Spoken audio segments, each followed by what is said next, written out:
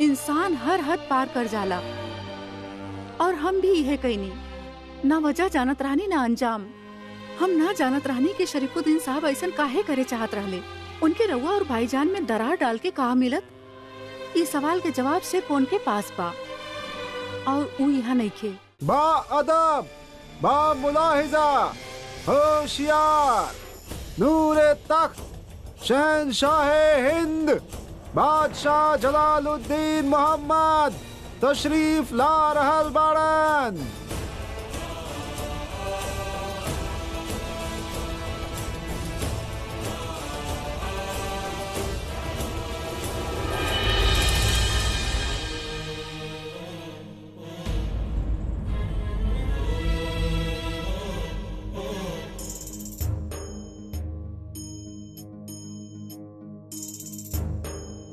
हमसे बेहतर ही केहू ना समझ सकेला कि जलाल के जिंदगी में इससे मुश्किल घड़ी कबो ना आईल। जे बहन के वो सबसे ज्यादा चाहेला, आज ओकरा उही के सजा सुनावे के पड़ी। आप सब सोचत हुई हैं कि आज दीवाने खास कौना मकसद से बुलाइल गईल बा कि हमार बहन बख्शी बानो ऐसन का कैले बड़ी जेकरा से ओके सजा तखसीस होके। हम आप सबके बतावे चाहतानी कि हमार बहन बख्शी बानो एगो गुनाह कैले बाड़ी। वो जोधा बेगम के एगो ऐसे नर्क देले बाड़ी जैसे उनके मां बने के आसार दिखे, पर असल में जोधा बेगम मां ना बने वाला बाड़ी।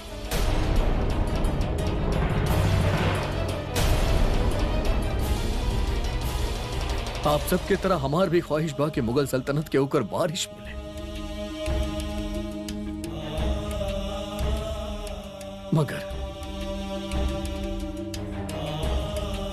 मगर आज हम सबके सामने ये ऐलान करे चाहता नहीं कि जोधा बेगम पेट से नहीं खी, इस सल्तनत के ऊपर वलीहात के इंतजार करे के पड़ी।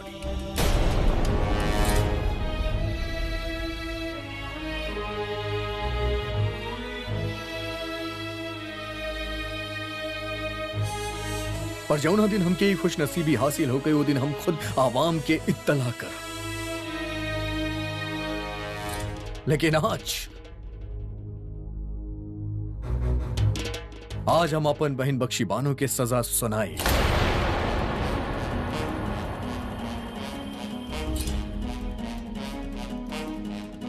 एगो शहिंसा खातिर इंसाफ सबसे ऊपर होखेला। जब वो अपन तख्त पे बैठेला त दुनिया के सारा रिश्ता नाता तोड़ चुकेला और हमरा सामने जौन गुनाहगार बा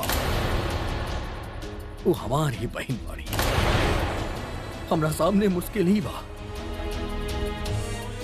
कि कहीं हम उनकर ऐसन सजा ना दें जैसे आवाम के ही लगे कि उनकर सजा कम बा। कहीं उनके ई ना लगे कि शहिंशाह के इंसाफ के तराजू के उनकर बहन के मोहब्बत झुका देले बड़ी, खातिर हम उनके सजा ई दे जगरा साथे हुई गुनाह कैले बाड़ी तो खुद इनके सजा दे। हम चाहतानी कि जोधा बेगम यहां सबके सामने आकर के उनके सजा सुनाए।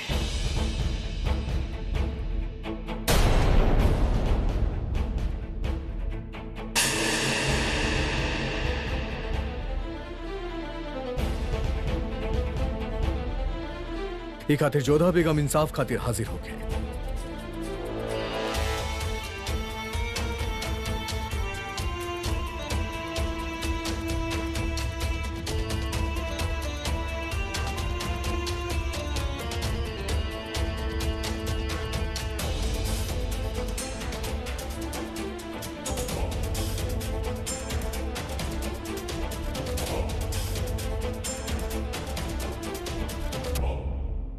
आज जलाल के अंदर के शहंशाह बख्शी बानो के भाई पे फतह ना कर पैलस, यही से वही फैसला जोधा बेगम पे सौंप देलस। अब बख्शी के नसीब जाने कि जोधा का फैसला ले हैं। हम चाहतानी कि बख्शी बानो हमरा सामने हाजिर हो गए।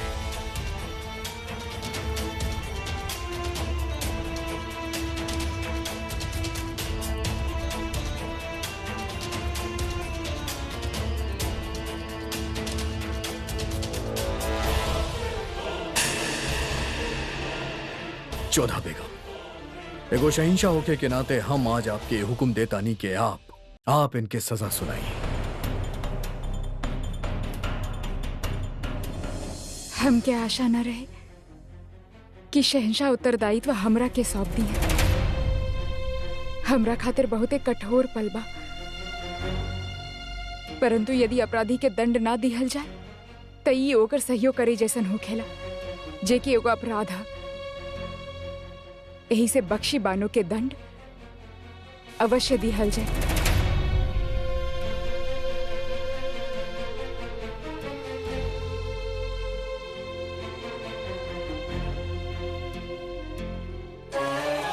इनके कारण हमके बहुत अपमान और मानसिक पीड़ा सहे के पड़ा। कारण शहंशाह और मलिका आजम के क्रोध के सहे के पड़ा, और ओकरा खातिर बख्शी बानो के दंड मिले के ही चाहिए। परिवार में लोग एक दूसरा खातिर जियेले, दूसरा के प्रसन्नता खातिर प्रयास करेले, और बख्शी बानो हमारे परिवार के सदस्य रहनी, यही से इनकर अपराध और भी अधिक बढ़ जाला। जब बालक कोनो गलती करेला तब माता पिता ओकरा के डांटे ले, कभी कभी तमाचा भी जड़ देवेले, पर अपना से दूर ना करेले। और बख्शी बानो के दंड इहे बा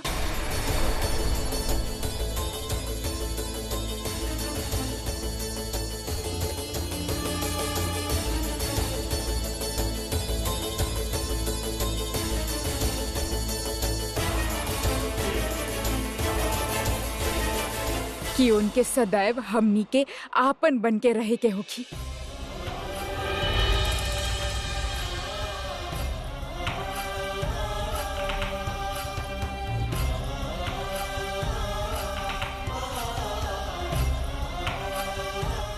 हाँ बख्शी बानो, राउर दंड इहे बा कि हम रवा के क्षमा कर देनी।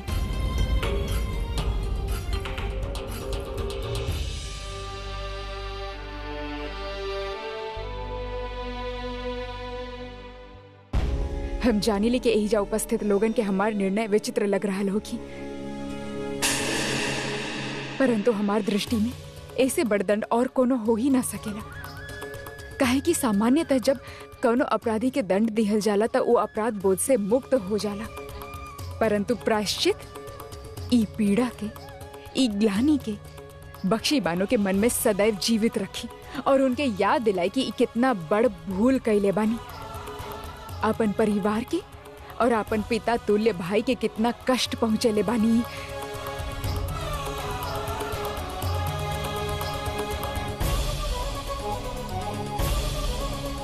शहंशाह, अपन समझ से हम बख्शी बानो के दंड दे देले बानी, राउर आदेश के पालन होगी।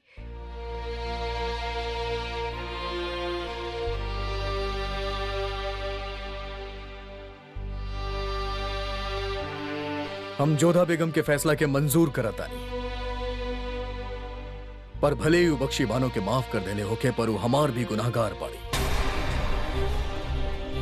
वो आपन ही भाईजान के तकलीफ पहुंचे हुई। खातिर आज हम सबके सामने ये ऐलान करता नहीं कि हमार और बख्शी बानो के कोनो किस्म के रिश्ता अब ना रहा।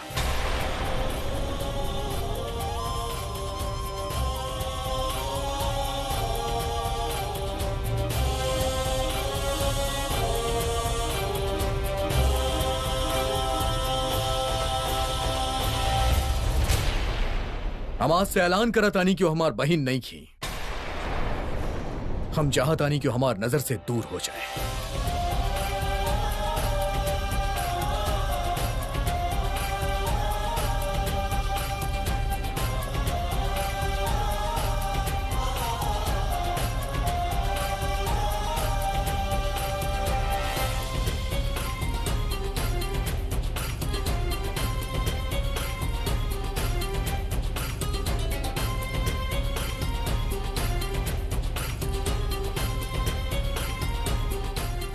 रउआ का कइले शहंशाह?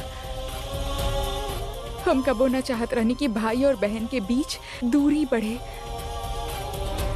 ई रउआ ठीक ना कइले। रउआ तो मृत्यु दंड से भी बड़ दंड दे देले बख्शी बानो के। जोधा, का भइल मोती, तू इतना मुस्कुरात काहे बाड़ू? मुस्कुराए के बाद तबाही।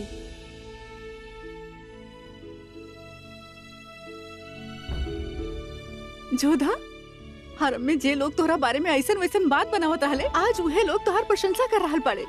हरम खातिर ये बहुत विचित्र सा बात बा कि कोई केहू के प्रशंसा करे। सबके होठ पे बस यह बात बा कि जोधा बेगम के दिल कितना बड़ बा। हम बहुत खुश बानी।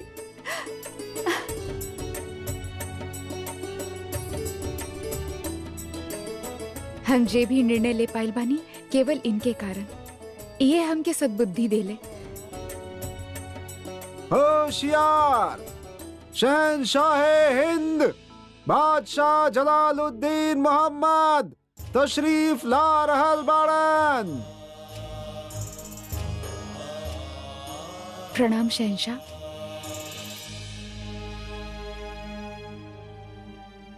जोधा बेगम, अक्सर आप हमरा पास आवेली सवाल लेके, लेकिन आज हम आपसे एगो सवाल करब। आप बख्शी बानो के माफ काहे कर देनी? जब हम उनसे नाराज बानी, हमार अम्मी जान उनसे नाराज बाड़ी, तमाम वजीर, सदर और काजी ई मान चुकल बाड़े कि वो आपके गुनाहगार बाड़ी, ओकरा बावजूद आप उनके माफ कर देनी काहे? राउरी प्रश्न के उत्तर हमारी प्रश्न में छिपल है कि रउआ के कौना बात के प्रसन्नता मिलल शहंशाह, अपन बहन के दंड देवे में या फिर उनके क्षमा कर देवे में? जोधा बेगम, कोनो सवाल के जवाब सवाल से ना दिहल जाला। शहंशाह, यदि केहू रउआ के दुख देवे तो ओकरा प्रत्युत्तर में दुख दिहल जाए, ये आवश्यक नहीं के। पता ना रउआ ई बात के समझ पाई कि ना, परंतु सच इहे बा कि बख्शी बानो अपन पति से बहुत प्यार करेनी। प्रेम तो होखेला ही ऐसन जौना में इंसान अपन नियंत्रण खो देवेला। उ उहे करेला जे ओकर प्रेमी ओकरा के करे कहेला, फिर चाहे वो सही होखे, गलत होखे, उचित होखे या अनुचित, ओकरा कुछ भी भान न रहेला। और इहे बख्शी बानो के साथ भइल। जब हम उनसे मिले गए नी तो हमें उनसे सहानुभूति भी भइल और ईर्ष्या भी। जे उ कर पाइल बानी शायद हम ना कर सकेनी, और शायद कबो कर भी ना पाई। केहू के प्रेम में इतना डूब जाए कि आपन ही अस्तित्व के भूल जाए, कठिन बा। यही खातिर जब बख्शी बानो दोषी बानी ही ना, तो फिर दंड कैसन? हाँ, यदि दोष बा तो राउर बहनोई शरीफुद्दीन जे प्यार के गलत फायदा उठाइले, उहो रउआ के विरुद्ध बख्शी बानो के वो कठपुतली बनीले। और यही से जब रउआ हमके ये निर्णय लेवे के अधिकार दे रहे, तो हम बख्शी बानो के क्षमा कर देनी। और वैसे भी दंड तो वो भोगी रहल बनी, दोहरा दंड। पहला, जे पति खातिर वो इतना कुछ कहनी, आज वो पति ही उनके साथ नहीं खे। और दूसरा, जे भाई उनसे इतना प्रेम करेला, आज उहे उनसे मुंह फेर ले ले बा। जोधा बेगम, इंसाफ में रिश्ता ना देखल जाला। मन्नी की हमार बहन बाड़ी, इंसाफ में रिश्ता के मिलावट ना होके खातिर इंसाफ करे के हक आपके दिले रही। शहंशाह संबंधी वो हमार भी बिया, ननद बनी वो हमार, और हमके भी उतने ठेस पहुंचल बा जितना रउआ के। पर जब हम उनके क्षमा कर देनी, तब फिर रउआ काहे ना कर रहल बानी?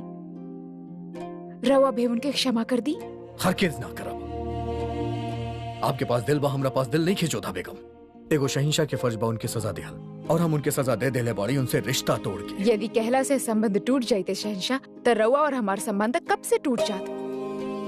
परंतु जब हमार घृणा और प्रतिशोध के संबंध आज तक ना टूटल बा, तो राउर और बख्शी बानो के रक्त के संबंध बा कैसे टूटी?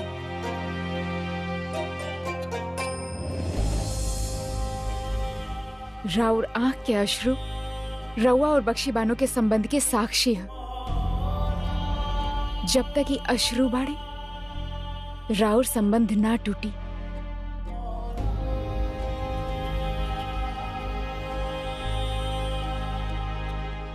झूठ बोल ले रउआ शहंशाह, सबसे झूठ बोले ले कि रउआ के पास हृदय ना।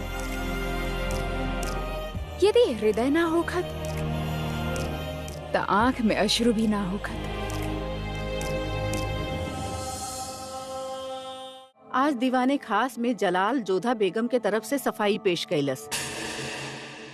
अब हम ई चाहब ई मुआमला में हरम में कोनो बात ना होखे। महामंगा, ई जिम्मेदारी हम रउआ के सौंप रहल बानी। राउर हुकुम सर आखन पे मल्लिका आजम। आज के बाद हरम में ई बात के जिक्र भी ना होखी। जिम्मेदारी हम ले रहल बानी। बाकी अवाम में केकर केकर मुंह बंद करब। अवाम उम्मीद लगा के बैठल बा कि मुगल सल्तनत के वली हाथ आवे वाला बा। और जब उनके पता चली कि बेगम जोधा मुगल सल्तनत के वलीहाद ना देवे जा रहल, तब अवाम के इहे लगी कि हमनी उनके जज्बात के साथ खिलवाड़ कर रहल बानी। हो सकेला कि शहंशाह और बेगम जोधा के बारे में और अफवाह फैल जावे। बात तरवा ठीके कह रहल बानी वजीर आलिया। अवाम में हम केकर मुंह बंद करब। सबके।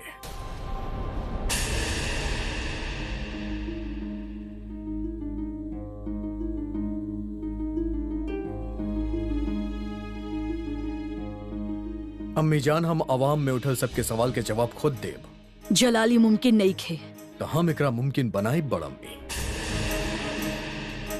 जो न तरह हम दीवाने खास में सबके सामने सच बयां कैनी, उही तरह हम अवाम के सामने सच बयान करब। काहे कि अवाम के जानल जरूरी बा जो न तरह एक बार जोधा बेगम एक साजिश के शिकार भइले, वही तरह दोबारा भी भइली ना। हमार कहे के मतलब बाकी अवाम के हजारन निगाह के सामने राउड नजर झुके, ये हम होखे ना देव जलाल। हमार नजर काहे झुकी बड़म्मी?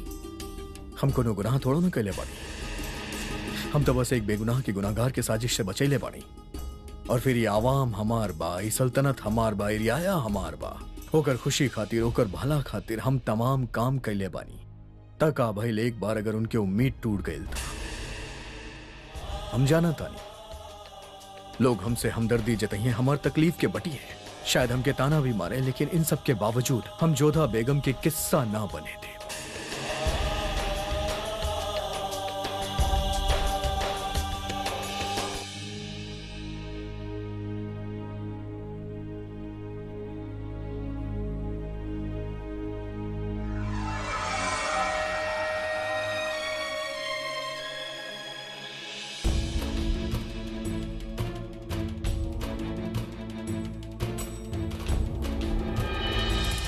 शहंशाह जलालुद्दीन मोहम्मद जिंदाबाद। सल्तनत मुगलिया जिंदाबाद जिंदाबाद। बादशाह सलामत जिंदाबाद जिंदाबाद। शहंशाह जलालुद्दीन मोहम्मद जिंदाबाद।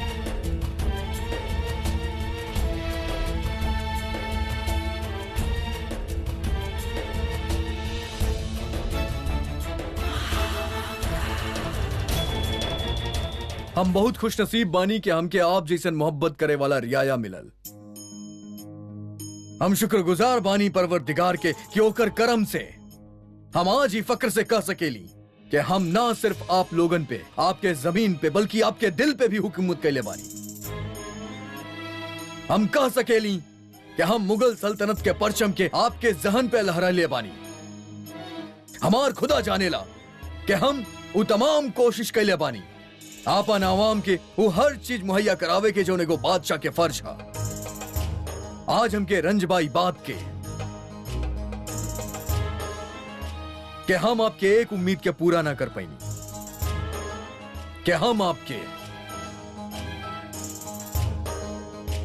इस सल्तनत के वलियाहात ना दे सकनी।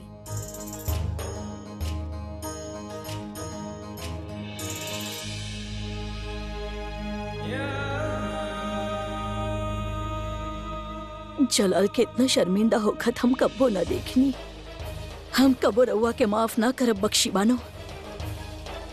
जिंदगी या मौत पर बादशाह के अख्तियार नहीं है, ओकरा पे हक बा सिर्फ खुदावंद करीम के। हम ना जाने ली क्यों हमार मुकद्दर में का लिखले बाड़े, पर एगो बादशाह के फर्ज का बा, ई बात हम बखूबी जाने ली।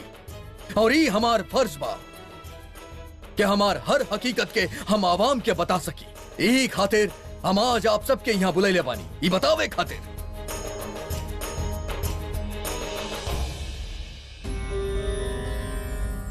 कि राउर शहिंशाह अभी वालिद बने ना चाहता, कि हमार कौनो भी बेगम मां ना बने वाला बाड़ी।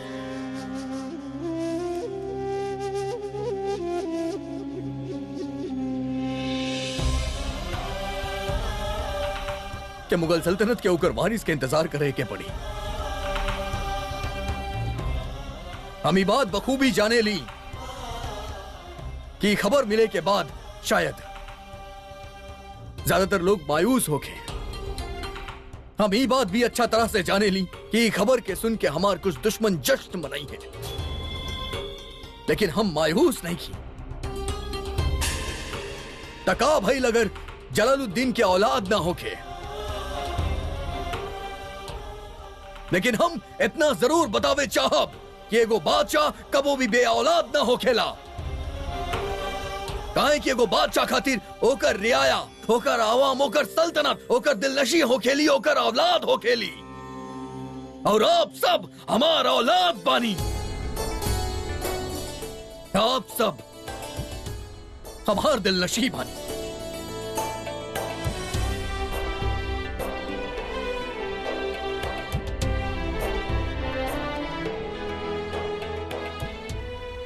जो ना बादशाह खातिर अनगिनत मोहब्बत करे वाला होके और ओकर एक आवाज पे ओकरा सामने आ जाए,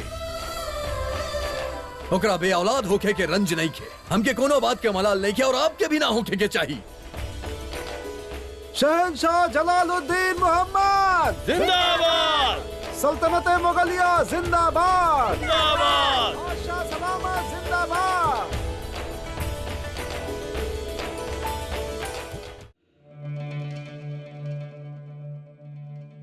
होशियार, तू जोधा बेगम के यहाँ आवे के पैगाम भेजला के ना? गुलाम ऐसा गुस्ताखी कैसे कर सकेला हुजूर? हम जोधा बेगम के पैगाम देले रहनी कि रउआ उनकरा से मुलाकात कर चाहता नहीं। तो फिर वो अभी तक आइल कहे ना?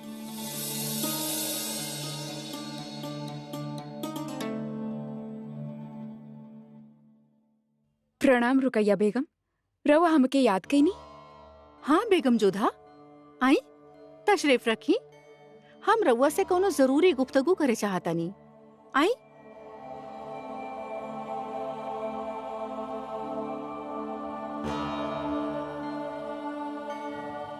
कहीं का राउर दिल में जलाल के लेके कोनो जज्बात बा?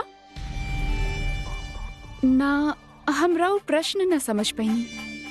चला हम सीधा सीधा रउआ से पूछत बानी। अब जब सब जान चुकल बाड़े कि रउआ जलाल के बच्चा के माँ नइखे बनने वाला, तका रउआ के बात के अफसोस बा कि रउआ जलाल के बच्चा के जन्म देवे वाला नइखे।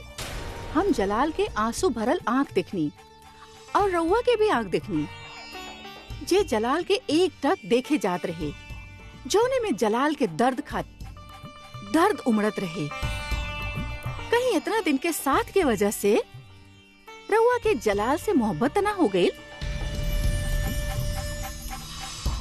कहीं रउआ के ऊ रात के अफसोस तना हो रहल कि ऊ रात जलाल रउआ के छुअलस कहे ना? एक साथ रवा के मन में बहुत सारा प्रश्न उमड़ गए बा रुकैया बेगम। सच कहीं तो हमके बहुत प्रसन्नता बा कि शहंशाह अपन वचन निभाइले और हमार मान रख ले।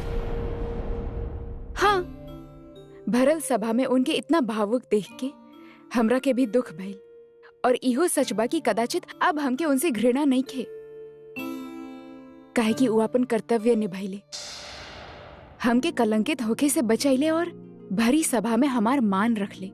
और एकरा खातिर हम उनकर आभारी बानी। परंतु हमार आभार की प्रेम समझे कि बहुत बड़ भूल कर रहल बानी रुकैया बेगम।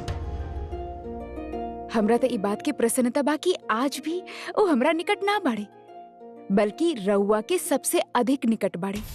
चला अच्छा बा, हमके लागत रहे कि रउआ के जलाल से मोहब्बत हो गइल बा। हम जलाल के साथ कोनो भी औरत के बर्दाश्त कर सकेनी, बाकी ई बर्दाश्त ना कर सकब कि हमरे अलावा जलाल के हुआ और से मोहब्बत करे। प्रेम होखब और पास में रहब दोनों बहुत भिन्न बात बा।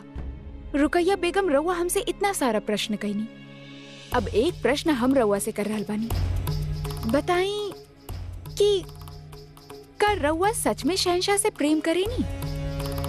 ई कैसन बेहुदा सवाल हा? प्रश्न तो प्रश्न ही हो खेला, उत्तर दी ना।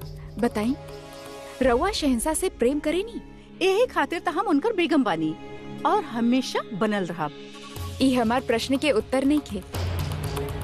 रउआ हमके ई बात के उत्तर दी कि का रउआ सच में शहंशाह से प्रेम करेनी? वो हमार बचपन के दोस्त बाड़े। ना, ई प्रश्न ना तो हम एगो बेगम से पूछ रहल बानी, ना ही शहंशाह के बचपन के दोस्त से। ई प्रश्न हम एगो स्त्री से पूछ रहल बानी। का रउआ सच में शहंशाह से प्रेम करेनी? तब भी जब वो शहंशाह ना रहे, या तब भी जब रउआ उनकर मित्र ना रहे, या फिर रउआ उनकर बेगम ना रहे? का तब भी रउआ उनसे उतना ही प्रेम करिए? का तब भी उनकर प्रसन्नता में रउआ प्रसन्न होखिए? बस बहुत बोल चुकली रउआ जोधा बेगम। अब बस भइल। हम जलाल के चाहेनी, कितना चाहेनी और काहे चाहेनी, कब से चाहेनी, ये सब बातन के सफाई देवे के हमके कौनो जरूरत नहीं खे। ना ही रउआ के और ना ही अपना आप के। रउआ जा सकेनी। बोलेली भी रवा ही रहनी और बाहर भी रवा ही भेज रहल बानी। ठीक बा, हम त चल जाए। बाकी जते जते हम रवा के एगो बात अवश्य कही चाहब और पाइब दोनों में बहुत बड़ अंतर हो खेला रुकैया बेगम। बेशक उतने ही फर्क जितना जलाल और रऊ रिश्ता में बा। रवा हमार छोड़ी, हम तो पहले से ही उनसे दूर बानी, परंतु रवा तो उनके बचपन के मित्र बानी। तब रवा हमारे प्रश्न के उत्तर न दे पाई कि रवा शहंशाह से प्रेम करेनी या ना। रुकैया बेगम, रवा हमके तना कह पाई, परंतु अपना आप के ये उत्तर अवश्य दिया कि का वाकई में शहंशाह से प्रेम करेनी कि शहंशाह की बेगम बनल रही सी।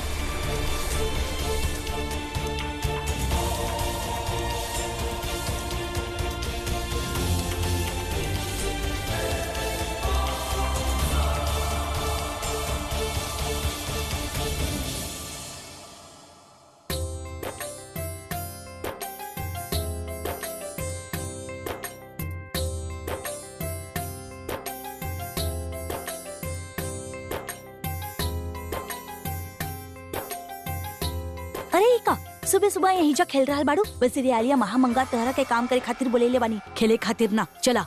पर अम्मी, यहाँ सब लोग बहुत अच्छा बाड़े, केहू ना डांटेला यहाँ। तो वक्त के इंतजार करल जाए जब केहू तो हमके डांटे या सजा सुनावे। चलो चल के काम करा। रह दे एकरा के। ई कोनो उम्र बा काम करे के? ई एकर खेले के उम्र है, खेले दी एकरा के। जय हुकुम हुजूर। थोड़ा देर में बावर्ची खाना में आ जाइए। रवा लोग भी जाएं और कुछ काम करें।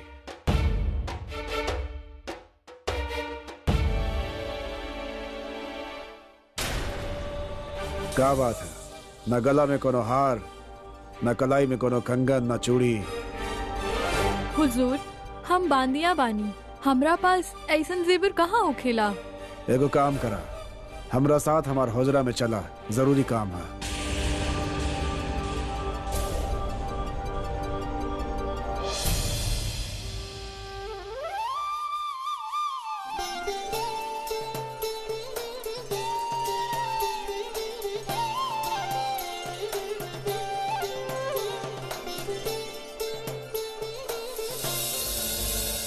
का देख रहल बाड़ू मोती? कितना निर्लज बा ये अधम खान जोधा। छोड़ से बालिका पे भी कुदृष्ट बा एकर। ई का कह रहल बाड़ू तू? हो सकेला ऐसन कुछ ना होखे। ना जोधा, अधम के दृष्टि और सोच दोनों के हमके अनुभव बा। बालिका होके या युवती, एकरा ला खाली उपभोग के वस्तु हा। कितना घृणित बाई। उ देखा, उ बालिका ओकर पीछे पीछे जा रहल बिया। अभी ओकर माँ के ई कह के भेजलस कि बच्ची बिया ओके खेले दी, और अब वो खुदे ओके लेके जा रहल बा।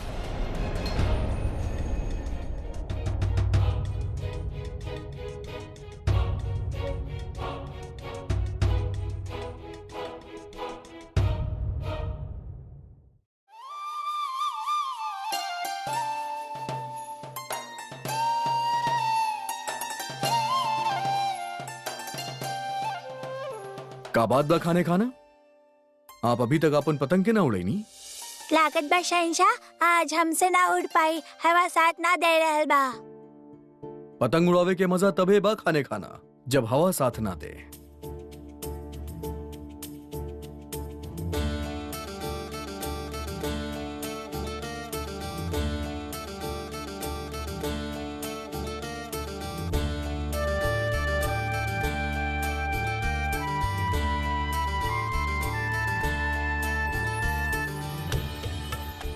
आप समझ में आयल कि शहंशाह इतना बड़ साम्राज्य की बागडोर कैसे संभाले ले?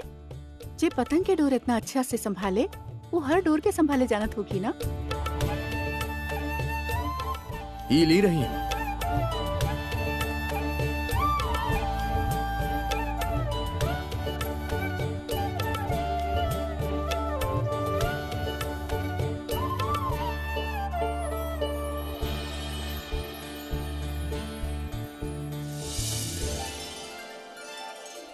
रहीम संभाल के पतंग नीचे गिर जाई।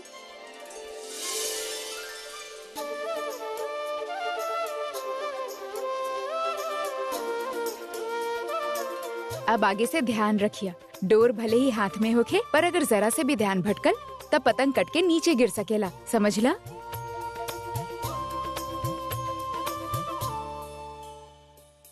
बहुत खूब जोधा बेगम, हवा के मिजाज अच्छी तरह से समझे ली आप। हम सुन ले बानी कि आप परिंदा के उतना ही चाहेली। पर रवा काहे पूछ रहल बाड़े हमसे? बस ऐसे ही सोचने के परिंदा के छोड़ के हमरा पास आवे के सबब का हुई, या फिर आप हमरा के उनसे ज्यादा चाहे लागल बनी, या आपके हमसे कोनो बात करे के बाद जो आपके हमरा पास आवे के बहाना ढूंढे के पड़ल। राउर दोनों ही अनुमान ठीक नहीं थे, और वैसे भी बेगम बानी हम रवा के। रवा से बात करे खातिर हमके बहाना ढूंढने की क्या आवश्यकता? कहीं का कहे चाहता नहीं आप? हम रवा से कहे चाहता नहीं कि बख्शी बानो। बस जोधा बेगम, बख्शी बानो आपके साथ साथ हमार भी गुनाहगार बाड़ी। बतौर शहंशाह हम आपकी उनकी सजा देवे के हुक्म देनी, और बतौर भाईजान हम खुद भी उनकी सजा दे ली।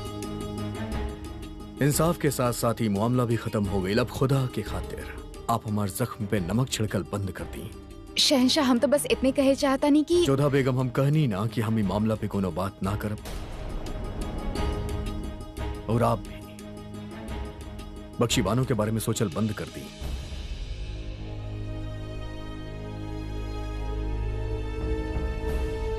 छोटी अम्मी पतंग फिर से नीचे जा रहल बा।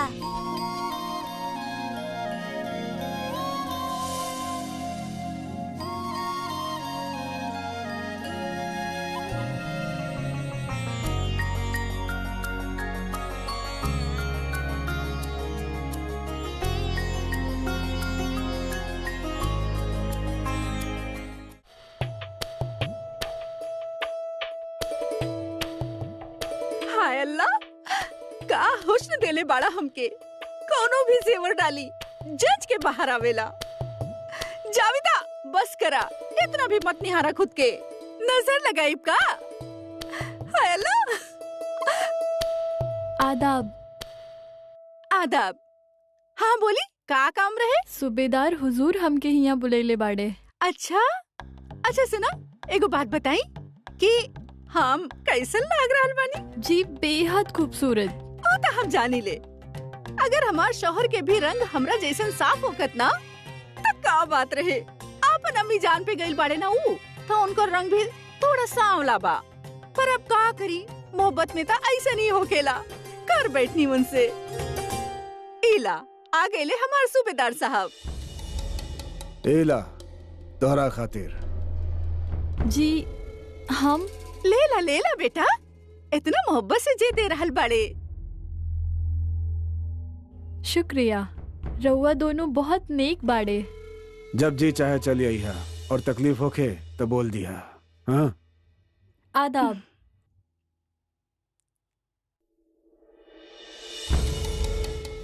रहुआ हम कैसे कहीं देख रहल बानी? हम देख रहल बानी कि कहीं रउआ के केहू की नजर न लग जाए। रउआ कितना साफ और नेक चलन के शोहर बानी ना। एगो बच्ची खातिर राउर दिल में कितना हमदर्दी बा, और वक्त पे हमनी के औलाद भइल होखत ताई बांधे के उम्र के ही ता होखत। तो भी बात के कहां से कहां ले जालो। हमार इतना उम्र ना भइल बा, कितना बड़ा औलाद होखे, और वैसे भी ई बांदी कुछ अच्छा खासा उम्र के बिया ना बिया। गौर से देखी जरा, कम सिन भी ता बिया। अब ये बात के छोड़बू? ठीक बा, छोड़ देता नहीं। राउर बारे में बात कर सके नी का कि रउआ कितना अच्छा बानी। यही से जब हमार हारी बांधी के देले ता हम कुछ ना कहनी। राउर रहम दिली से ता हमार आँख ही भर आइल। खुदा रउआ जैसन शौहर हर केहू के देवे। एगो कमसिन लड़की खातिर राउर दिल में कितना हमदर्दी बा।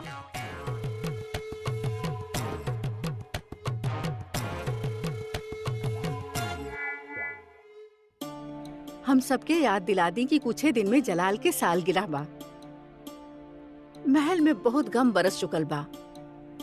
हम चाहतानी कि इस सालगिरह के जश्न ऐसन होके कि ओकरा खुशी में सारा गम छिप जाए। पहले रुकैया बेगम के बच्चा गिरल, फिर जोधा बेगम के जरिया बना के जलाल के उम्मीद तोड़ल गई। अब हमार कोशिश रही कि जलाल बीत गईल बुरा याद के दफन कई के आवे वाला कल के खुशहाल रोशनी के महसूस करे। मलिका आजम से हम इत्तेफाक रखत बानी, रउआ बेफिक्र रही, तैयारी में कोनो कमी न छोड़ल जाई। रुकैया बेगम, हम उम्मीद कर रहल बानी कि हर साल के तरह ये साल भी रउआ जलाल खातिर कुछ खास कुछ नया करी हैं। रउआ फिक्र मत करी, हम कोनो कसर न छोड़ब। और हाँ, रउआ सब लोग भी हमेशा की तरह शहंशाह के उनकर मनपसंद तोहफा ही दिया। बेशक सब कुछ हर साल के तरह ही होगी, सिवाय एक चीज के।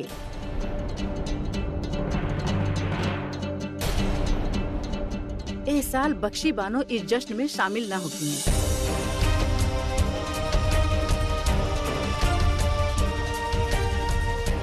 लेकिन भाभी जान, मलिका आजम वजह फरमा रहल बानी के जश्न हम शहंशाह के खुशी खातिर कर रहल बानी और बख्शी बानो के वहाँ मौजूदगी शहंशाह के परेशान कर सकेली। और जितना हम जलाल के जाने ले वो बख्शी बानो के वहाँ पसंद ना करी हैं। लेकिन अम्मी जान, शहंशाह तो बख्शी बानो की सजा माफ कैले बाड़े ना। सलीमा बेगम, बख्शी बानो माफी के लायक नहीं खे। हम जैसे कहली वैसे ही होकी, हमार हुक्म के तामील होके।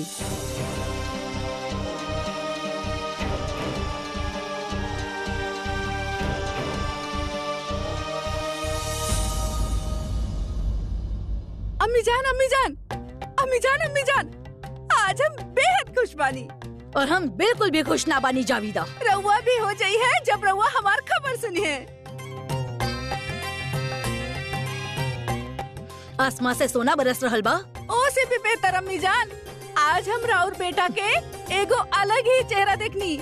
बिल्कुल नेक दिल। रउआ के पता बा उनके बच्चन से कितना मोहब्बत बा।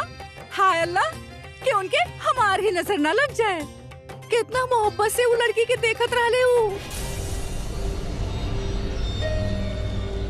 कौन सी लड़की? तस्नीम, वो बांदी की लड़की। वो बेचारे के सोना गला देख के उनका तो आँख ही नम हो गई और वो हमार कीमती हार ओके दे देले। इतना मोहब्बत से देखत रहले मानो ओके हासिल करे चाहत होके। का मतलब बा जावीदा? अद हम का हासिल करे चाहत रहले? ओहो अम्मी जान, हमरा खातिर हासिल करे चाहत होके। लागत अदम साहब के ही महसूस हो गइल बा कि अब हमके एगो बच्चा की जरूरत बा। हाय अल्लाह, हमार शोहर हमार कितना ख्याल रखेले। उ लड़की दिखे में कैसन रहल? हमार तरह बेहद खूबसूरत, बिल्कुल शबनम की तरह शफाक। और अदहम उ लड़की के बड़ा गौर से देखत रहले, मोहब्बत से, जैसे कबू हमके देखत रहले।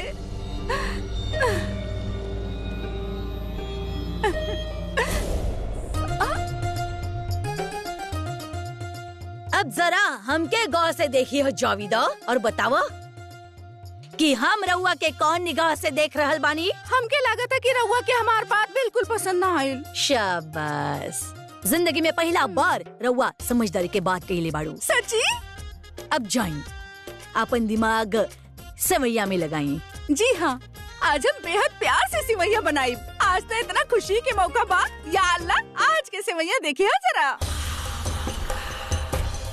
आखिर एक बांदी के इतना छोट उम्र के लड़की के हर तोहफा में देवी के पीछे अदम के का मकसद हो सकेला? एगो बात पूछी रहुआ से। पूछा। राउर दुश्मनी के करा से बा? शहंशाह जलाल से या बेगम जोधा से? शहंशाह और बेगम के अलग कई के रहुआ के गद्दी ते मिले वाला ना रहे, ना ही कोनो सियासी ते फायदा दिखाई देत रहे। फिर रहुआ ऐसा काहे कही नहीं?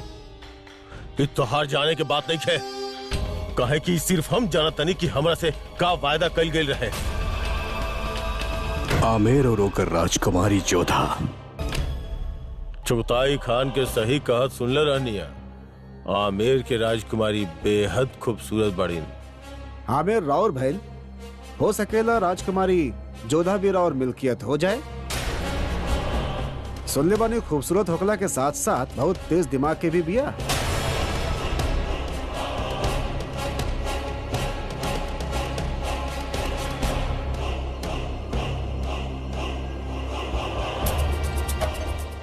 जोधा।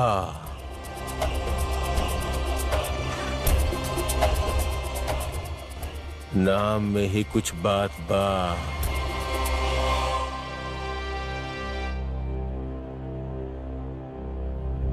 का कहला तू? जोधा के मंगनी तय हो गई? केकरा से? भानपुर के राजा सूर्यभान सिंह से। सूर्यभान? और मौका मिला थी हम सूर्यभान के सर कलम कर देनी और कर तीनों भाई के कैद में रख लेनी और जोधा के अपन बेगम बनावे के ख्वाब देखे लगनी। जोधा सिर्फ हमार ही बेगम बन सकत रहली। खबर पक्का बा, शहंशाह जोधा से निकाह करे वाला बाड़न। ना जलाल ऐसन कैसे कर सकेले? मगर जलाल खुद जोधा से शादी कर ले और हमरा उनकर बेवा बहन बख्शी बानो से निकाह करे के पड़ल। ये बात हमार सीना में हमेशा चुभत रहेले और आमेर जैला के बाद हमके मौका मिलल।